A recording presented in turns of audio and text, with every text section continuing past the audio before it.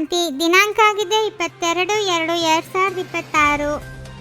ಸೇವೆ ಮಾಡುತ್ತಾ double light ಸ್ಥಿತಿಯ ಮೂಲಕ ಫರಿಷ್ಠಾತನದ ಅವಸ್ಥೆಯಲ್ಲಿ ಇರಿ. ಅಶರೀರಿ ಆಗುವ ಅಭ್ಯಾಸ ಮಾಡಿ.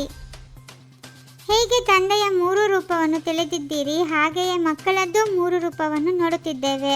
ಮೊದಲ ಸ್ವರೂಪ ಬ್ರಾಹ್ಮಣ, ಎರಡನೆಯದು ಫರಿಷ್ಠೆ, ಮೂರನೆಯದು ದೇವತೆ.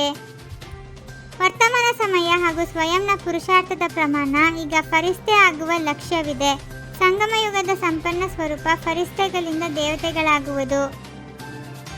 ಕೇವಲ ತನ್ನ ಸಂಸ್ಕಾರ ಸ್ವಭಾವ ಸಂಸಾರದಲ್ಲಿ ಹಗುರತೆ ಅಲ್ಲ, ಆದರೆ ಫರಿಷ್ಠ ಅರ್ಥಾತ್ ಎಲ್ಲ ಬಂಧನದಲ್ಲಿ ಬರುತ್ತಾ ಸರ್ವರ ಸ್ವಭಾವ ಸಂಸ್ಕಾರದಲ್ಲಿ ಹಗುರತೆ.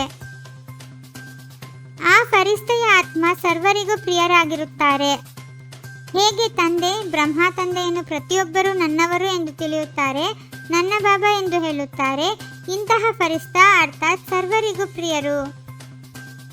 ತಾವೆಲ್ಲರೂ ತಮ್ಮ ಸಮಾನ ಬ್ರಾಹ್ಮಣ ಆತ್ಮರಲ್ಲಿ ತಮ್ಮೆಲ್ಲರ ಪ್ರಿಯ ದಾದಿಯನ್ನು ನೋಡಿದಿರಿ. ಸಂಸ್ಕಾರ ಮತ್ತು ಈ ಹಳೆಯ ಜಗತ್ತಿನಲ್ಲಿ ಇರುತ್ತಾ ಭಿನ್ನ ಮತ್ತು ಪ್ರಿಯರಾಗಿದ್ದರು. ಈಗ ಪ್ರತಿಯೊಬ್ಬ ಬ್ರಾಹ್ಮಣರ ಲಕ್ಷ್ಯ ಮತ್ತು ಲಕ್ಷಣ ವಿಶೇಷವಾಗಿ ಇದೇ ಇರಬೇಕು. ಇದೇ ಇದ್ದೀರಿ, ಆದರೆ ನಂಬರ್ ವಾರ್. ಈಗ ಫರಿಷ್ಠೆಗಳು ಆಗಲೇಬೇಕು ಎಂಬ ಇದೇ ಲಗನ್ ಇರಲಿ. ಫರಿಷ್ಠ ಅರ್ಥಾತ್ ಈ ದೇಹ ಸಾಕಾರ ದೇಹದಿಂದ ಭಿನ್ನ, ಸದಾ ಬೆಳಕಿನ ದೇಹಧಾರಿಗಳು.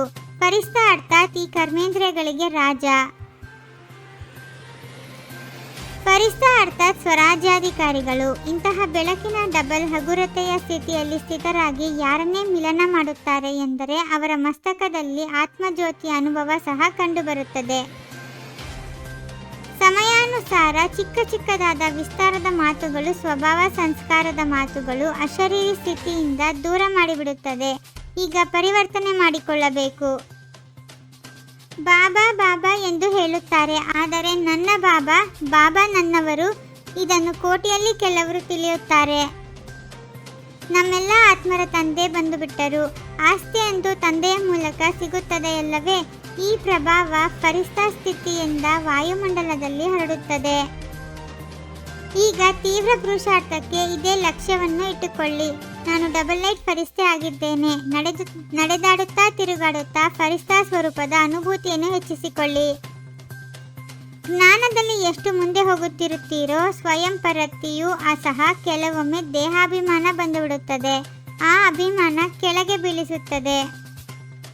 ತಮ್ಮ ಸಂಗಮ ಯುಗದ ಕೊನೆಯ ಸ್ವರೂಪ ಫರಿಷ್ಠೆ.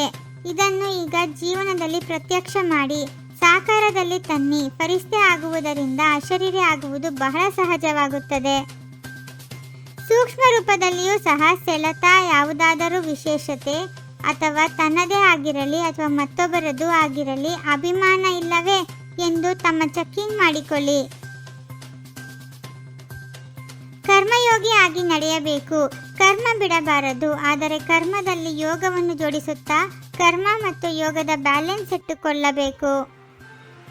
ಯಾರೆಲ್ಲ ತಡವಾಗಿ ಬಂದಿದ್ದೀರಿ, ಆ ನಂತರ ಟೂ ಲೇಟ್ ಆಗುವುದಿದೆ. ತಮಗೆ ಅವಕಾಶವಿದೆ. ಸ್ವಲ್ಪ ಸಮಯದಲ್ಲಿ ಬಹಳ ಪುರುಷಾರ್ಥವನ್ನು ಮಾಡಲು ಸಾಧ್ಯವಿದೆ.